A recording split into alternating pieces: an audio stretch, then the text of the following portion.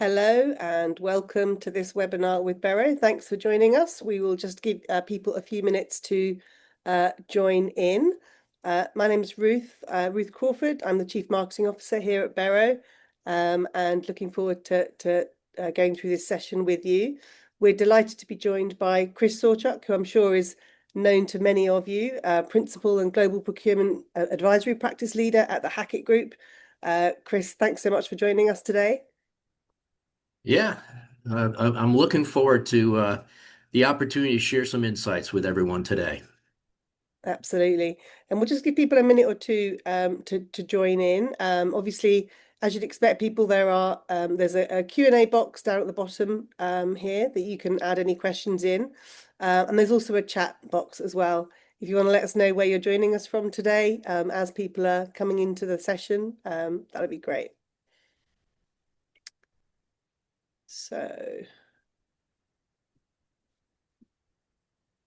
just give people 1 or 2 minutes. I know it sometimes takes a while just to get people into the room, so we don't want anyone to miss any of the golden nuggets, Chris, that you're going to share with us. There you go. So, okay, here we go.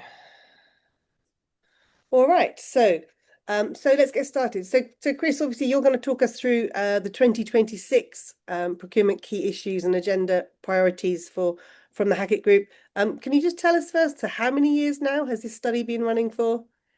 Nearly 20 years.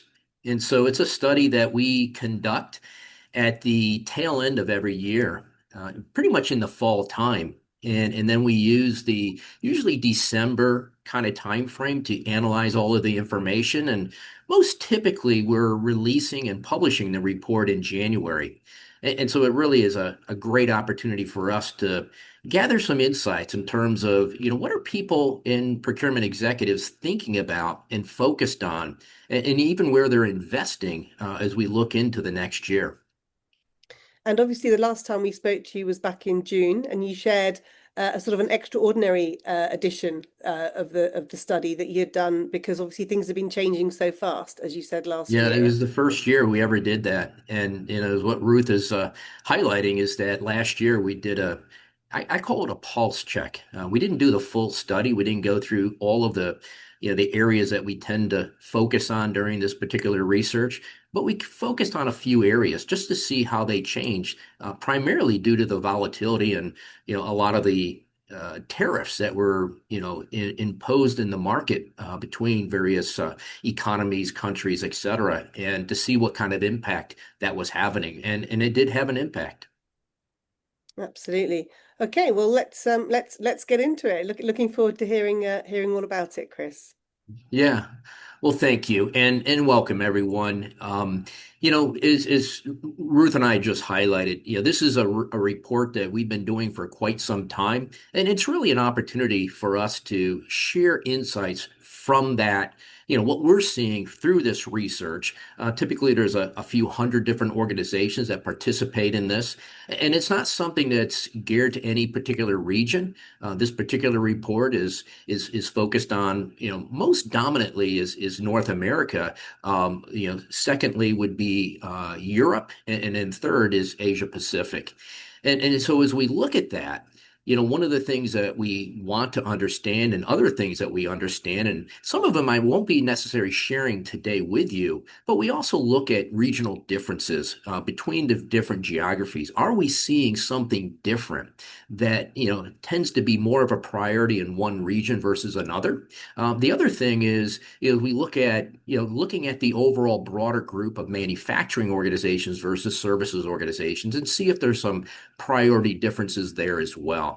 I'll share some of that with you, but I don't necessarily have those slides available here. What you're going to see today is more of a global look at how we're seeing things, for 2026. And so to do that, what I want to start with is I like to call it putting the information we have in context. And so when we do this study, we also look at it from an enterprise standpoint. This is not necessarily asking organizations in supply management and procurement what their priorities and reflecting on their own organizations, This is actually reflecting on and understanding what are they doing from an enterprise standpoint? Where are their companies focused? And the two areas that we wanted to focus on was one, the objectives of the organizations. Again, it helps to put some context. What is happening in a broader context at the enterprise level? And then I like to go through and share what we're seeing from a specific supply management and procurement view. And so the first thing we wanted to understand are the objectives that companies have. And when you look at this here, one of the things that you see very elevated is to focus on the customer. If we went back to 2018, we would have saw an environment that elevated the focus on the customer. And we called that digital transformation. And one of the fundamentals and foundational dimensions of digital transformation was the focus on the customer, the centricity of the customer in the transformation that we were doing as organizations. And what we see in this environment here is that has been elevated more significantly over the last couple of years. If we went back, prior or just after the pandemic, a lot of focus on cost. And what we see here is that cost has deprioritized itself slightly compared to where we were a couple of years ago. And what you do see is very much focused externally on the customer, on products, product innovation, as well as expanding markets. Now, the other thing that we want to understand on a context basis from an enterprise standpoint is to focus on issues and risk. What are we seeing at that enterprise level in terms of the concerns that we have as companies, as enterprises across the globe? Not surprisingly, the focus on cybersecurity. This has been an elevated concern for a number of different years. But right behind that, and again, I would say not surprising, is the concern around the trade wars. When we started this, Ruth, highlighted that we did I'll call it a pulse check back in mid-year 2025. And the primary reason we did that is because we assumed that there were a lot of changes in terms of priorities. Maybe even the optimism that we saw coming into 2025 may have been diminished, and we were correct. And the reason it was due to the volatility that was being caused by the uncertainty around the tariffs being imposed around the world. And specifically characterizing that are trade wars. Now, what you also see here is a bit of an elevated concern around a recession economic downturn. My perspective on this is that I don't see this necessarily. There are a lot of things going on, and when you listen to a lot of the investment research individuals that are out there in the marketplace, there's a lot of optimism of having a very positive economic cycle in 2026, primarily driven by the significant capital investments that companies are making, which continues into 2026. We saw that in 2025, a lot of that being driven by the infrastructure build out of the data centers. But that typically, when you have those types of capital investments, it does bode well for a very positive economic environment overall. The one that I think is most interesting here is number four. And this is where we start looking at the impact of AI-enabled technology. Now, some of you may be looking at it and say, well, Chris, I see that as a very big opportunity for our organization. Why is it on here as a risk? I think for a couple of different reasons. Certainly, I think you can look at AI and there's concern that with AI, the bad actors out there potentially can use this for not so good purposes. And this is sort of goes to number one, where we worry about cybersecurity risks. I think AI is going to not only be used on the good side, but is always being utilized on the other side, potentially to, better access, the privacy and information that is stored within our companies, et cetera. The other thing that I think is actually more the reason why this is elevated is the concern around what are our peers doing when it comes to AI. AI is a very interesting technology, especially now that we're looking at it in an agentic form. It does have the opportunity to create bigger gaps between organizations. I like to say it creates an opportunity for leapfrogging. We talked about that in the past, in digital transformation, which really was elevated in 2018. But if we went back prior to, we just looked at the way transformation was done in organizations. In many cases, transformation, if you were behind in terms of your performance as an organization and you wanted to improve that performance, the thing that you had to do is follow the path that every other organization did. And it created big gaps. And the only way to catch up is just to go faster. What we're looking at today is a true opportunity to leapfrog, to reimagine, to not necessarily take the same path that every other organization has utilized to gain better performance versus other organizations and your peers. And I believe that's why organizations see that as a risk. They're worried about their peers who may be more accelerated, maybe taking a different approach and a more accelerated approach with AI. So let's turn our attention to procurement. And what I want to start with is really what we're seeing in terms of some of the broader trends. Last year, we asked this question during a study. And the question we fundamentally asked and wanted to understand are there trends within supply management and procurement that have a longer term transformational impact?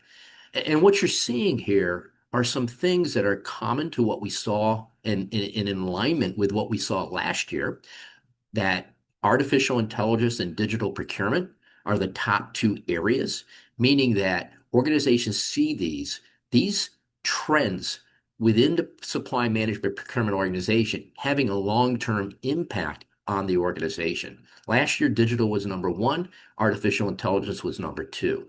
And now what you see is artificial intelligence is number one. When I look at this, and I looked at it the first time, it says 80%. My question, and the question I asked myself, why isn't this at 100%? I'm a firm believer that AI will have a disruptive impact, on our organizations. It'll force us to reimagine, to transform how we conduct activities, and even create opportunities to do things that we're not doing today. It will be transformational.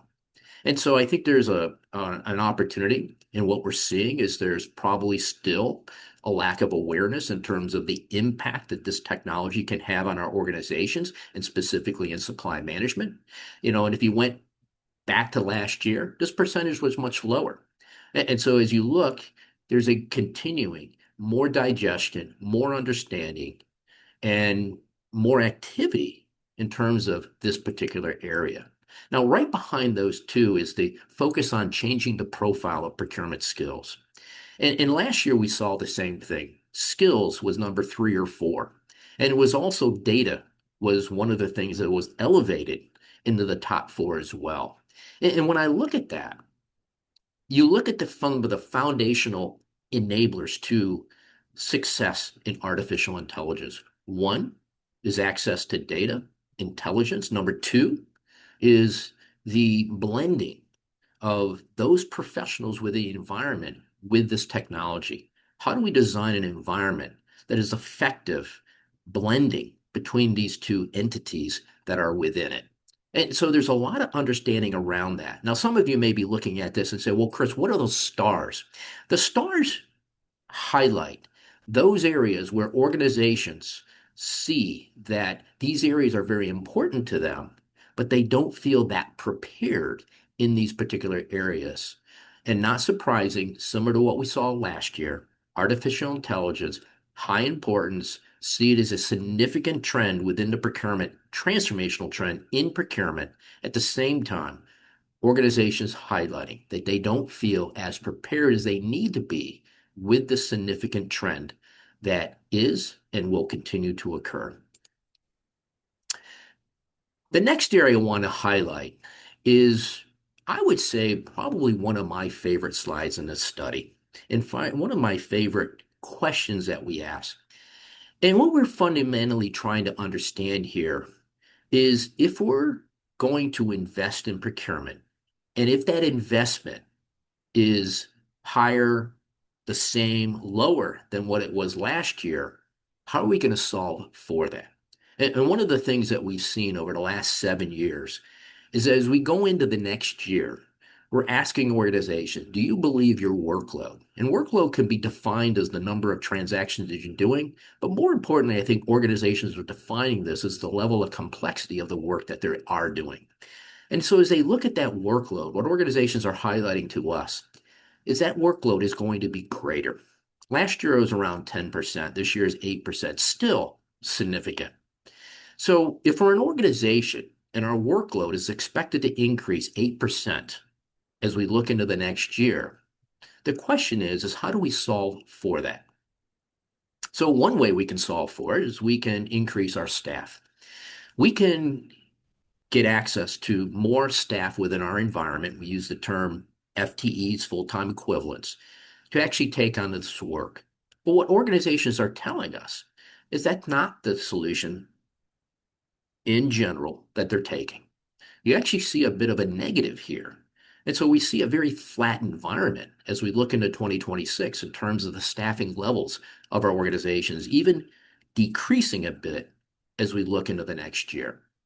What they are highlighting is that where that investment and how they're going to solve this is through technology. And that's all the way to the end. 6.1% increase in technology spend over the previous year. Now, what we didn't ask on this and can't really define in the understanding of this particular slide is what percentage of that technology spend is being planned to be spent on artificial intelligence. We know it is a component of that spend. What we don't know is what percentage. But what you see here is something that we have seen for many years. And it's what I call a labor for technology swap that is occurring in organizations. One of the things that we have seen is more and more organizations, as they look at their fundamental architecture of the organization. One of the models that we use at Hackett is called LOTTO, labor, outsourcing, technology, and other costs. And when you look at that, and we look at the history over the last 2 decades or longer, labor has always been the most significant dimension of cost within the supply management procurement function. And what we are seeing now is an environment where labor is going down and technology is going up. Probably not that surprising to many organizations. But we even have organizations today that are highlighting that within a very short amount of time, they are nearing an equalization between their investments in human capital, staff, and their investments in technology. That is not broad-based as of yet, but we are seeing instances of that in certain organizations. Now, many people will say this is the money slide because this is where we talk about the priorities. What are we seeing as the priorities in procurement organizations in this particular year and going, looking across the overall year? And when we go out and ask this question, I think it's important that you understand is how we go about doing this. We ask organizations and we provide them a listing of over 20 different priorities that they can select from. And we ask organizations to select their top 10. And once they select their top 10 out of the 20 plus 25 different priorities, they even have the opportunity to write in priorities that may not be on our list. They also have the opportunity, and we ask them to weight those priorities. Is it a critical priority, a high priority, a medium priority? And then we take that selection of which priorities, as well as the weighting of those priorities across all of the participants in the study, and we come up with the top 10. And I always see it's important to understand and look at this through the lens of what's on this list and what might not be on it. Some of you may be looking at this and saying, well, I don't see sustainability on here. And you're right, it's not on here. When we look at it on a regional basis, we do see more significant prioritization and sustainability in the European geographical area than we do in, say, North America. But that's an area that has diminished in prioritization, at least the top priorities in procurement organizations. It's not saying that it's not necessarily a priority. In some cases, organizations may feel that they have a better handle on it than where they were before. But we are seeing is what you see here. Number one, supply continuity. This has been elevated since the pandemic. When we came out of the pandemic, the biggest focus of our organizations was just ensuring supply, especially if you're a manufacturing organization. How do we continue to protect the revenue generation, our ability to make product for our customers? And so supply continuity, which was being challenged, was very elevated. And it remains elevated. Some folks say, well, we've gotten through a lot of that, but we've experienced a lot of disruptions since COVID. And those disruptions included the Texas freeze, the geopolitical issues in the Ukraine, the Middle East. You had the Suez Canal. You have so many different disruptions that have occurred. And most recently, the tariffs. And so these things have elevated and kept that as a high priority. I think there's a lot of scars that have, a lot of organizations experience that. And so rightly so, this has been elevated and continues to be elevated as a key focus and priority for procurement organizations, followed by cost reduction. Cost reduction took a bit of a step back several years ago during the pandemic when we focused on inflation, we focused on continuity. Today, we see an elevation in cost. The focus on cost and reducing the cost in a more and more competitive world. But what was really interesting here is number three, the elevation around AI. And not just the understanding of AI, but the deployment of AI technology in our organizations. So what we're seeing is an environment, there is much more prioritization around the deployment of AI enabled technology, and it may be AI in a very organic form within your organizations. That may be technology that is enabled through AI that you're investing in as an organization. And what's also interesting is number four. Number four, transforming the operating model. When I mention the operating model, I'm talking about all dimensions of your procurement organization. It's your people or human capital. It is your processes. It is the technology infrastructure that you have. It includes the data that you have access to power all of that. It's your organizational structures, your policies, where you deploy work across the world, etc. These are all the dimensions of the operating model. And several years ago, we saw the elevation of transforming the operating model in procurement, something that we hadn't seen in quite some time. And what that told us is that we have an understanding, we have an awareness in supply management that the environment that we're going into and are already into, especially with artificial intelligence and the disruption that it is and will continue to occur, not in a bad way, but also in a good, very good way in terms of the opportunities it presents to us, forces us to step back, to transform, to reimagine the work that we do, and even reimagine opportunities to do things that we may not have been able to do in the past. The fifth one, and the one I want to highlight, is something that has been a perennial key priority for us: strategic advisor to the business. A few weeks ago, I was with a leader of procurement. And when I was in that meeting, one of the things he highlighted was the investments they're making in agentic AI in 2026 in the environment. His perspective and comment was that I'm trying to free up and improve the productivity of my team. And by freeing them up, I want additional time for them to focus. And his comment, what I want them to focus on is to work on the relationships with those internal stakeholders, those businesses, ultimately to become their trusted business advisor. And so we see an opportunity that these things are coming together. And when we look at the other five, I will highlight just a couple of comments here. One, if you look at number two, third-party risk management, If you went back prior to 2020, we wouldn't have seen risk management in the top five, and certainly not in the top 10 over that period of time prior to 2020. There may have been a few instances where it made it into the top 10, and it was always a question to us as to why we didn't see that. The COVID exposed vulnerabilities, and it elevated our focus on creating a capability to bring visibility to the risk that exists, to manage that risk, to mitigate that risk, and also to be able to respond to a disruption that does occur. And so that remains elevated in our organizations. I think number nine is very interesting as well. It's where we see the improvement around analytics and insights. One of the things I've been saying for a number of years is that procurement, especially with agentic AI, and as you look at it, fundamentally is its first role to improve the productivity of our supply management professionals.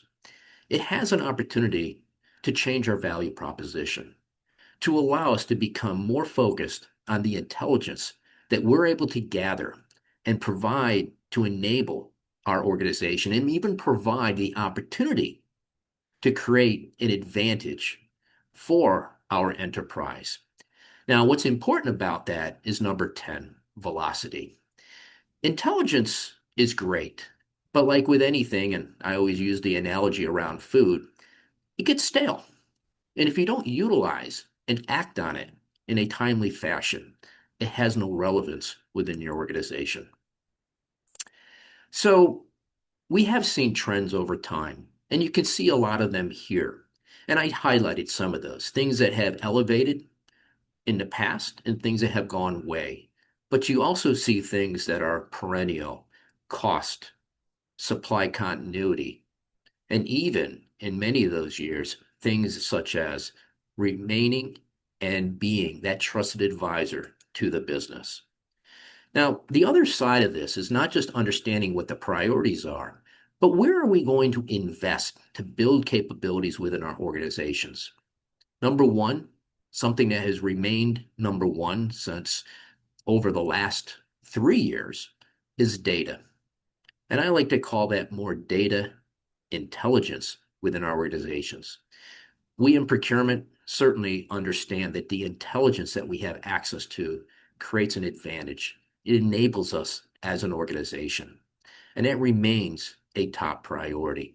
And what we're doing here is we're asking organizations out of the whole population that we went out to, do you have an initiative to improve this particular area in 2026? The area where the most number of organizations highlighted that they have an initiative planned is number one. Number two, AI-enabled technology. This was number 8 last year, and the year before, it wasn't even in the top 10. Many organizations have initiatives planned focused on AI in 2026. Now, that could be in a generative form. It could be in an agentic, more autonomous or semi-autonomous form, but many different ways. But what you also see is the elevation and remaining of focus on category management, strategic sourcing, talent management. And as you look at these, some of you may be asking yourselves, well, strategic sourcing is something that we've done for many, many years. And you're right. In the next slide, I'm going to show you that we have well-honed capabilities in this area. But companies continue to focus on improving these particular areas. Now, this is the eye chart. This is something where we take all of those priorities from the previous page plus more, because there was more than 10. And we plotted across these two different dimensions. The first dimension is how important is this capability to your organization, which is the x-axis. And number two is how mature are you in this capability today? And that's the y-axis. And so what you see is in the upper right are areas that organizations highlight, are areas that are very important to them. At the same time, they feel quite mature in their capabilities here. But the size of the bubble and all these bubbles on here really highlights the number of organizations that have an initiative planned to improve this particular area. I mentioned on the previous slide that strategic sourcing is one of those areas that organizations feel that it's very important. They're very mature, but at the same time, they're still focused on improving that capability. The one that probably isn't a surprise to many of you is artificial intelligence. It's in that lower right-hand quadrant that's pink, and it's areas that in this quadrant that are highly important to our organization as capabilities, but we don't feel very mature in those. Artificial intelligence, in whatever form, is in the lower right-hand box. A year ago, you would go all the way across to the left and partially into the lower left-hand quadrant, and that's where we would have saw AI-enabled technology. And so what you see is this continued movement and the level of importance elevating for the focus on AI-enabled technology within our organizations. But at the same time, we haven't necessarily seen an increase in our assessment of our maturity in this particular area. When I look at this, I think it's always important, in a lot of these different slides in here, is to look at where organizations are focusing. If you're an organization, you're a leader of procurement or a member of the procurement organization, looking at it and saying, well, where are you investing? And how does that compare to where others are investing? How are the importance of your capabilities compare to other organizations? So one of the areas that we started a few years ago is just to look at cost savings.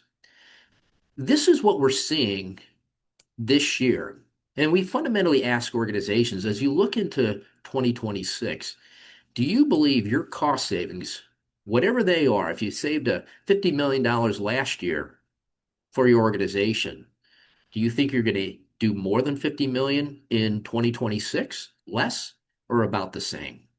And so you see this, and what we see is a pretty optimistic environment going into 2026, where we see more organizations highlighting that they're going to see increases in their ability to drive cost savings versus what they were doing in 2025.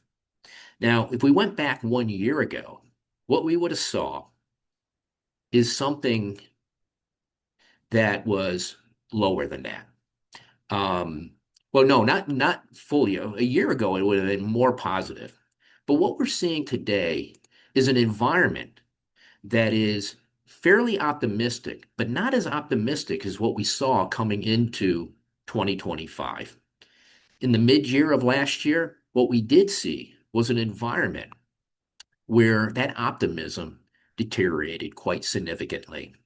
And in the middle of the year, what we did find is that the optimism that organizations have in delivering cost savings deteriorated significantly compared to the beginning of 2025, primarily due to the tariffs and the concern and the volatility and the uncertainty it was creating in the supply markets and with our companies.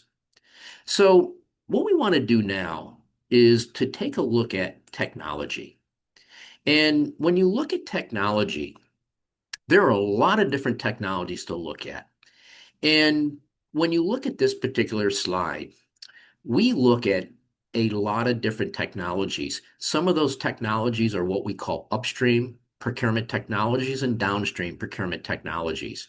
More technologies that have been around and utilized for quite some time. An example of a upstream technology would be areas such as contract management or spend analytics. These are capabilities that we see. What I'm sharing with you here are more specific project-based types of technologies, technology that we call supporting procurement technologies. And what we're doing on this particular slide and what we ask organizations to do is to understand what is the current adoption of these technologies. Is this something that they have a large-scale deployment of this technology across their enterprise? Or is it something they have it in a more narrow fashion, something that we might characterize as a pilot?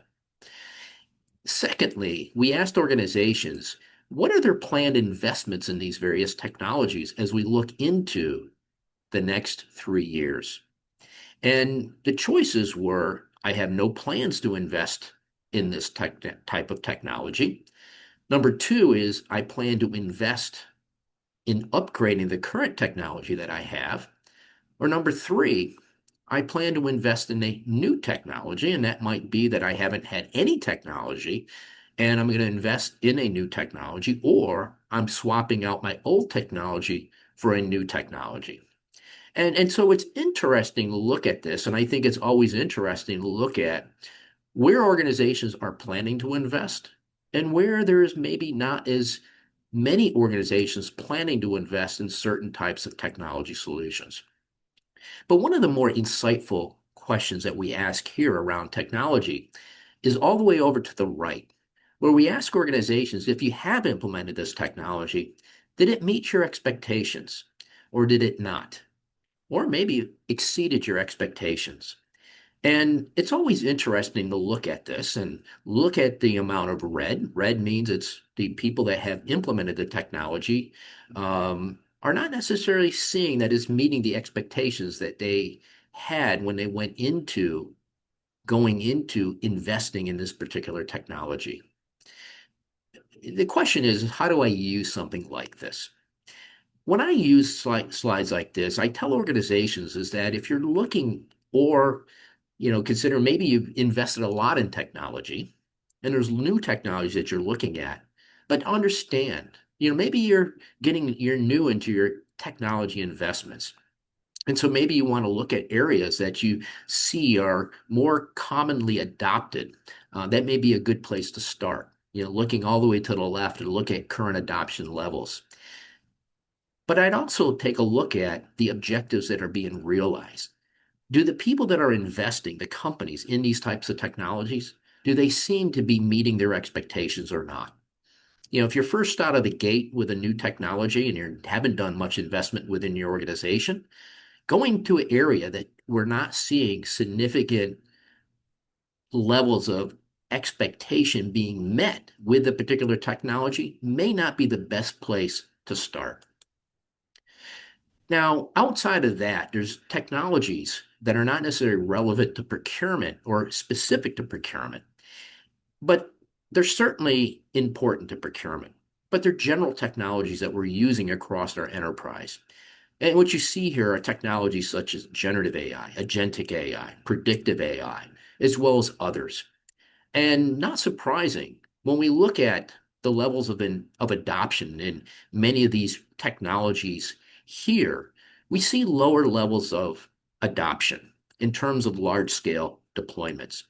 But what we also see, especially in the AI area, generative and specifically agentic AI, is significantly planned investments in these types of technologies over the next 3 years.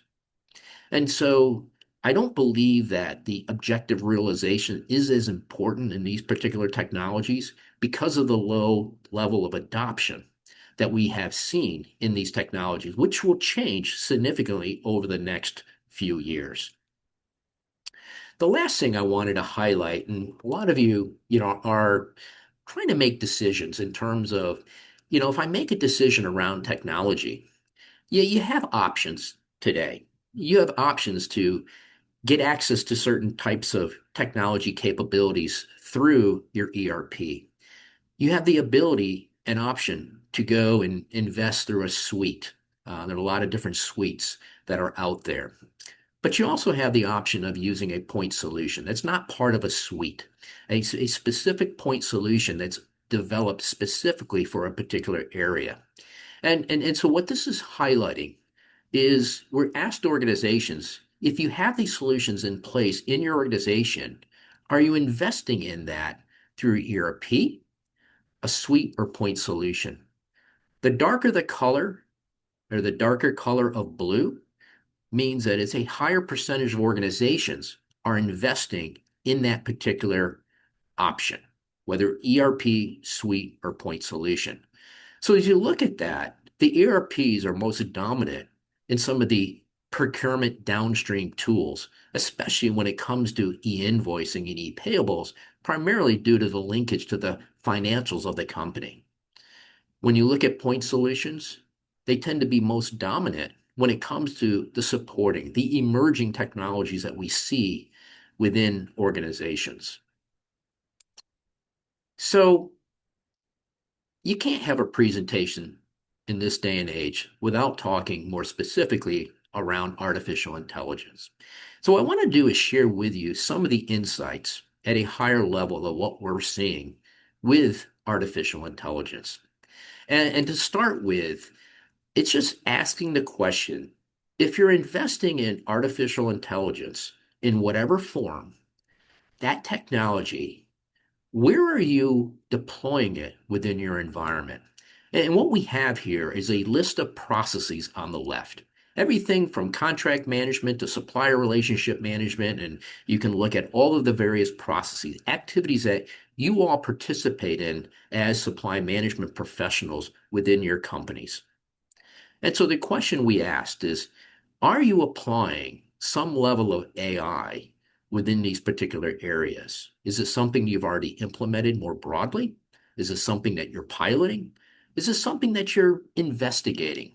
You haven't really sure, but you actually are exploring it. And then lastly, maybe you're not using it at all.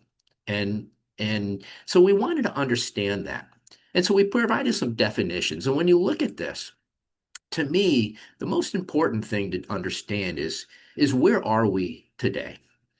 What we find is the broadest and most prevalent deployment of artificial and technology within our environments are in the areas of contract management. You see it in terms of market intelligence, as well as spend analytics. And sometimes I get asked, well, why is that? When I look at contract management, contracts are, have a lot of what I call unstructured data in them. We learned several years ago that it was an absolute perfect opportunity for generative AI. Many of you use tools today, and maybe it's not part of a specific technology solution.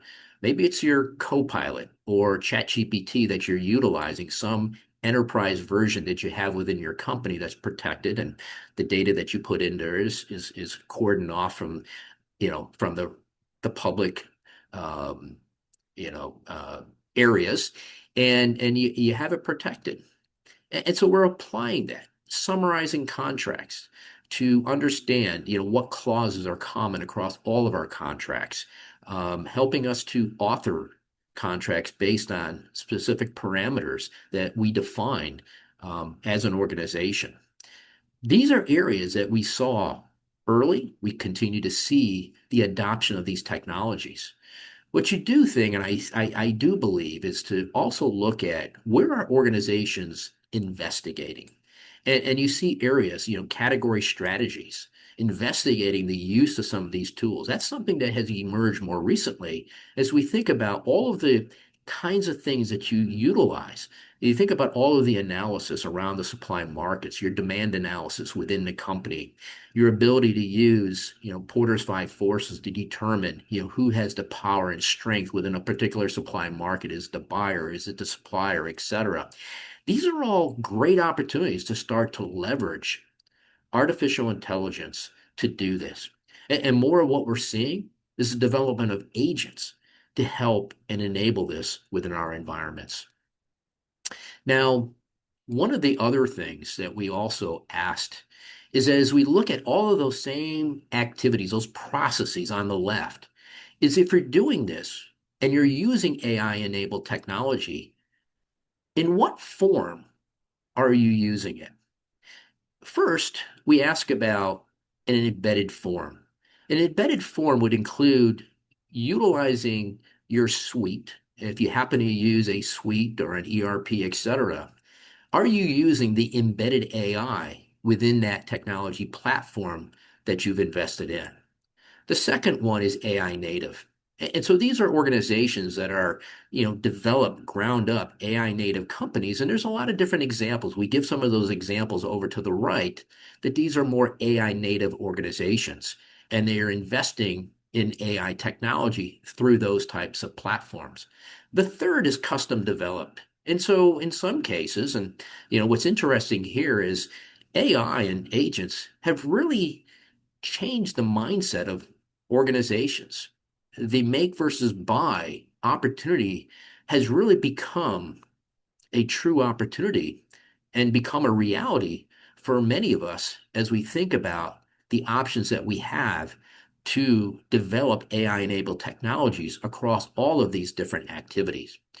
What you'll see as you look at some of the percentages across this is that the percentages in some cases add up to more than 100%. Why is that? Well, organizations are using blended approaches. They may be developing in a particular area, such as customer support and help desk, where they may be using stuff that they've developed themselves customly, but they're also using capabilities that are part of their embedded, suite technologies or ERP technologies, etc. And so as you look at this, it gives you a good viewpoint in terms of where you might be wanting to invest and where you see others are doing that and how they might be approaching the embedding of AI-enabled technologies within their environments. Now, the last thing I wanted to highlight in terms of AI is value. This is becoming a big, big discussion within organizations. We see it in the markets. Today, there's a lot of pressure on companies because of the significant levels of investment we're all making and plan to make in artificial intelligence, and the fact that it has to create value in some way in our organizations. Now, we're early on in our journey around this technology, and one of the things that we wanted to explore is, are organizations starting to be able to highlight the value that they are receiving and realizing as a result of their investments in artificial intelligence. And so what you see here on the left are a number of different value types that organizations have highlighted. At the top, speed, velocity. I highlighted how important that is in our environment today. One of the things I highlight with organizations, our companies are working at a different clock speed than they were even 2 years ago. Speed is becoming a high, high priority. And what organizations are highlighting is that the way that they're seeing value from their AI investments, one, cycle time reductions. What does that do for us? It drives number two. It improves our productivity. And so what we're seeing is early on is that more of the value realization is on improving the productivity of our professionals in our environment. What we're not seeing as much right now, or at least not being quantified, are some of the things on the bottom, whether it be the operating cost of the organization or even spend cost savings. We do believe, in another study that we did, that over time, the expectation that the value that procurement organizations expect to see out of AI will switch to some of the more traditional values that we have and have been measured on, including spend cost savings. Now, what I want to leave you with is a few perspectives in terms of looking forward.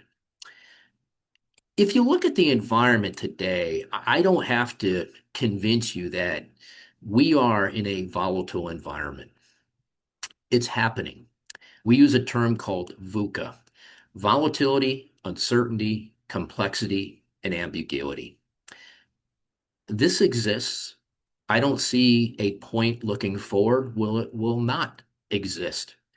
And so as we look at that, it's always interesting as we understand the broader environment, not just within our enterprise, but the broader economic environment and what is happening out there. And then what do we have to do as supply management and procurement professionals to participate effectively in that type of environment? And what I want to leave you with is a few questions to ask yourself. As you look at this, what you see is number one, is your procurement organization equipped to support the broader organizational goals? Our goals are changing. I mentioned earlier, we saw when I shared some of the enterprise objectives, the focus on the customer, focused on customer experience. That's your external customer. the focus on innovation? And are we in supply management equipped to support those objectives that our companies have? The question around how will you do more with less? We're seeing this, as I highlighted earlier. We're being asked to be more productive within our environments. How are you going to use AI-enabled technology to drive more value and enable the processes that you have today? But an important question you have to ask yourself is, do I have the skills and capabilities within my team to participate in the environment? It's a very interesting question. And when people ask me that, I've been asked that question. If we're sitting here in 2030, what are the skills? What are the competencies that we need as procurement professionals if we're sitting here in 2030? And what I tell organizations is that if you want to understand the skills, you have to be able to define the day in a life. What is the day in the life of a category manager professional in 2030, 2031? If we can describe that, we can then start to define the competencies, the skills that will be necessary to do that type of work. The last question I think is very important and is something that we've seen elevated, as you saw earlier in our priorities, across procurement organizations. And that is your operating model suitable for the challenges that we look and are looking at looking forward, to be more competitive and to have a much more AI-enabled environment, not only within your procurement organization, but understanding that the enterprises and the world that we live in will be more enabled through AI technology. So with that, I'm going to turn it back over to Ruth and see if we have any questions. Thank you so much, Chris. That was really, really interesting. Just a couple of questions. Yeah, we're seeing obviously widespread experimentation with AI. I think some of those charts were quite, well, I'm not quite sure if it's encouraging or worrying. I'd love your thoughts on that, about the fact that the value realization so far is really not particularly high. I mean, I guess in some ways, emerging technologies, you'd expect that is going to take a while. But are you seeing in sort of the people that you're talking to, the enterprises that you're consulting with, do you see kind of use cases where people are seeing more success? Are there areas that you'd say people should be focusing on first? How are you Yeah. seeing? Well, I'm going to answer that in a couple of ways. I do believe, and well, I don't believe, I know organizations are realizing more significant value. I think where we are, from an overall standpoint is that we're very early on in this journey. And so it's sort of, we're doing things, but that doesn't mean everyone is actually necessarily calculating and defining and quantifying the value that they're actually getting out of this. We spent a couple of years more focused around experimentation. And, one of the things I mentioned earlier, there is a priority for organizations to deploy. And I think when we start to get more focused on the deployment and get more focused on not necessarily use cases are fairly prevalent today. There's no part of procurement that we can't apply artificial intelligence to some form. What we need to see more of are case studies, and those are emerging. We have that across a number of different organizations that we work with, and we will see more of that. I think as we see more of that, the quantification of the value will elevate. I made the comment that, what we're seeing and what we're measuring is different than what the, organizations are expecting and what they would like from their investments in artificial intelligence. I mentioned that, one of the recent studies that we did outside of our key issue study, we just asked organizations, not what you're reviewing today, but if we're sitting here 3 years from now, what do you believe and what is your expectation in terms of the value that you will realize out of these investments? Cost savings was number one. And so that's very interesting to me. I think speed will continue to be. But the other thing I want to highlight is that when you go into this, and we get asked a lot of times, is how do I get started? And I believe most organizations have started in some kind of way, whether it's in a very formalized way or it's experimentation at individual levels and people are playing. And we have some that are very far along in their journey where they've, have long-term processes, um, that are orchestrated, Tailspin being one of those, where we see an entire environment where they've created, including autonomous negotiations, through the orchestration of a number of different agents to perform an overall process and management of an area like Tailspin. So these things are emerging, but I do believe that, what organizations focus on first is more incremental. I firmly believe that most organizations in procurement are pretty constrained in their environments. And when you're constrained, it gets very difficult when you're very busy to ideate, to reimagine, to transform the organization. So I believe one of the areas that we're seeing today, and not surprising, is an improvement and focus on the deployment of AI to improve productivity. When we improve productivity, we free up time.